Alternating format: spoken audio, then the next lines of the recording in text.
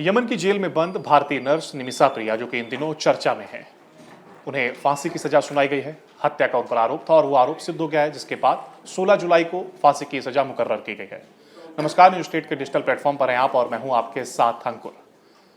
निमिषा प्रिया, जो कि इन दिनों चर्चा के केंद्र में बनी हुई है, अब वजह क्या है? दरअसल यमन में उनके ऊपर हत्या का एक आरोप लगा। उन्होंने अपने ही पति, जो कि बिजनेसमैन थे, कारोबारी थे, उनकी हत्या का आरोप उन पर है और इसके साथ ये कहा यह जा रहा है कि अब वो आरोप सिद्ध हो गया और 16 जुलाई की तारीख को उनके फांसी की सजा यमन में मुकर्रर की गई है। अब भारत में जिस तरीके से तमाम संगठन हैं, विपक्ष के नेता हैं, उनका यह कहना है कि भारत सरकार को इस पूरे मामले में इंटरफेयर करना चाहिए और इसके साथ ही उसे वापस भारत लाना चाहिए।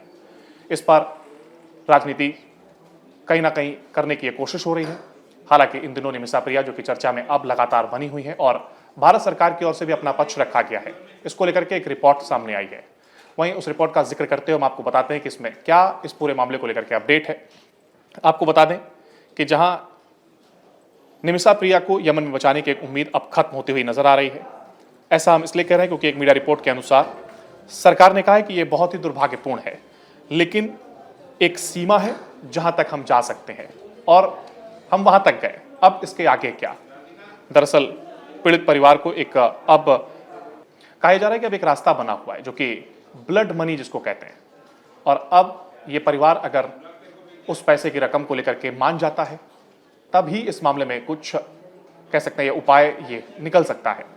दरअसल यह रकम ब्लड मनी, यानी कि जो ब्लड मनी है, पीड़ित परिवार को दी जाती है और यमन का जो नागरिक जिसकी हत्या निमिषा के द्वारा की गई, ये कहा जा रहा है और ये उस पर सिद्ध हुआ है जो आरोप था, तो अब अगर ये जो परिवार है वो ब्लड मनी के लिए मान जाता है, तभी निमिषा भारत आ सकती है। अब देखना ये होगा कि ये रकम कितनी होती है और ये परिवार ब्लड मनी के लिए मानता है कि नहीं मानता है। हालांकि ये अब एकमात्र रास्ता जरूर बचा हुआ है। अब आपके मन में आ रहा होगा कि ये ब्लड मनी क्या होती है। दरअसल ब्लड मनी के बारे में अगर हम आपको बताएं तो आसान भाषा में इसे समझें तो ब्लड मनी का मतलब है आर्थिक मुआवजा, जो दोषी की तरफ से पीड़ित परिवार को दिया जाता है, खासतौर पर गैर इरादतन हत्या के लिए, यानी कि ऐसी हत्या जिसको आपने सुनियोजित तरीके से ना किया हो, धोखे में गलती से ये हत्या हो जाए, इसको गैर इरादतन कहते हैं। और ऐसे में अगर गैर इरादतन हत्या हुई है तो यही वजह है कि ब्लड मनी का ये ऑप्शन होता है। अब ये रकम कितनी होगी, ये जो पीड़ित हैं और इसके साथ ही जो ब्लड मनी दे रहा है उसके बीच बैठ करके डिसाइड किया जाता है। वहीं खासतौर पर यह पीड़ित परिवार पर अब निर्भर करता है कि वह दोषी को माफ करते हैं या फिर नहीं। इस्लामिक कानून के अनुसार अपराध के पीड़ितों को अपनी राय देने का अधिकार होता है कि अपराधियों को कैसे सजा दी जाए। हत्या के मामले में यह पीड़ित परिवार पर लागू होता है कि हत्या के मामले में सजाए मौत सुनाई जा सकती है, लेकिन अगर पीड़ित परिवार चाहे तो एक रकम के बदले में दोषी को माफी का विकल्प भी वो चुन सकता है और इसे ही दिया प्रथा भी कहा जाता है। तो ऐसे में अब ये जो पूरा मामला है वो ब्लड मनी पर आकर के टिक गया है और अगर परिवार इसके लिए मान जाता है, जो पीड़ित परिवार है, तभी एक रास्ता निकल सकता है। अब निमिषा प्रिया, जो कि इन दिनों आप खबरों में खूब सुन रहे हैं, हम भी लगातार उस पर अपडेट आपको बता रहे हैं, ये आखिर पूरा मामला क्या है? निमिषा प्रिया किस तरीके से यमन गई, कौन है ये, क्या इनका काम है, इस बारे में अगर हम आपको बताएं तो एक और जहां केरल की रहने वाली निमिषा प्रिया 2008 में यमन में है और वह नर्सिंग की पढ़ाई पूरी करने के बाद यमन पहुंची थी। नर्स के रूप में यहाँ पर वो काम कर रही थी। जहां एक और जो 2011 में वह केरल वापस लौटी और टॉमी थॉमस से उन्होंने शादी कर ली। शादी के बाद निमिषा प्रिया अपने पति के साथ यमन वापस लौट गई। इस बीच दोनों की एक बेटी भी हुई। हालांकि 2014 में छिड़े गृह युद्ध में निमिषा के पति टॉमी थॉमस अपनी बेटी के साथ केरल वापस लौट आए, लेकिन निमिषा वापस नहीं लौटी और उन्होंने वहीं रह करके अपना काम जारी रखा।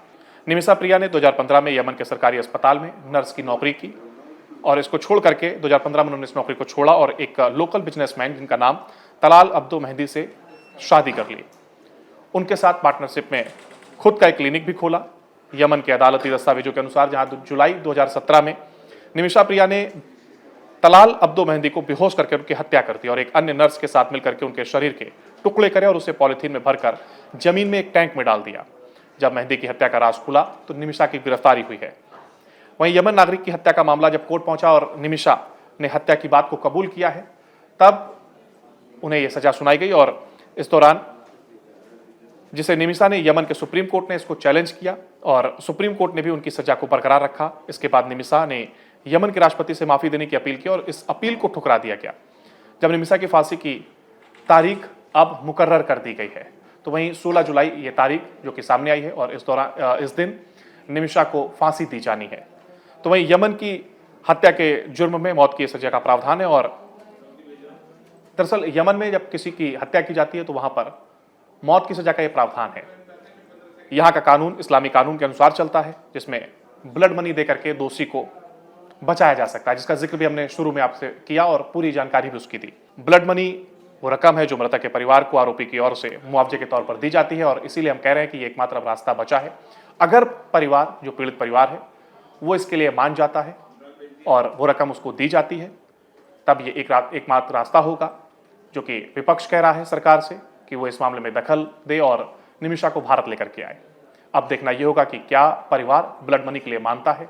ये एक बड़ा सवाल अभी भी लगातार बना हुआ है। एक और जहां 16 जुलाई की तारीख फांसी की सजा के लिए मुकर्रर की जा चुकी है, तो वहीं अब ब्लड मनी जो एकमात्र रास्ता बना हुआ है, उसको लेकर के क्या अपडेट सामने आता है, ये देखने वाली बात होगी। जो भी अपडेट आता है हम आप तक पहुंचाएंगे। तब तक आप लगातार बने रहिए न्यूज नेशन डिजिटल के साथ। नमस्कार। जहां भक्ति है हर शब्द में, कथाओं में छिपे हैं दिव्य रहस्य और ज्योतिष देता है जीवन को दिशा। धर्म से जुड़ी हर बातों को जानने के लिए हमारे चैनल स्तुति को सब्सक्राइब करें। चैनल पर जाने के लिए इस लिंक पर क्लिक करें।